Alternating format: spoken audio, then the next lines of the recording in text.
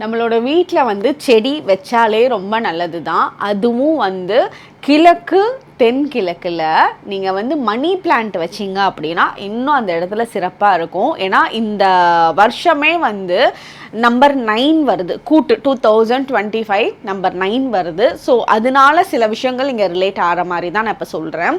உங்களோட வீட்டில் கிழக்கு தென்கிழக்கில் மணி பிளான்ட் வச்சு வளருங்க. ஸோ அந்த மணி பிளான்ட்டுக்கு ஒவ்வொரு திங்கக்கிழமையும் வந்து கங்காஜல் கடையில் கிடைக்கும், கங்காஜல் வந்து நீங்கள் ஊற்றி அந்த இடத்துல ஒரு அகர்பத்தியோ விளக்கும் ஒவ்வொரு மண்டேவும் வச்சு வழிபாடு பண்ணிட்டு வாங்க. அந்த இடத்துல நல்ல ப்ராஸ்பரிட்டி கண்டிப்பாக இருக்கும். வீட்டில் வந்து நல்ல சாந்தமான சூழ்நிலை இருக்கும். அந்த வீட்டுக்குள்ளே வர்றப்பவே ஒரு ஹாப்பியான மைண்ட் நிலைமை, ஒரு மைண்டு காமாக இருக்கிறது, இதெல்லாம் வந்து அந்த இடத்துல நல்லா சென்ஸ் பண்ண முடியும்.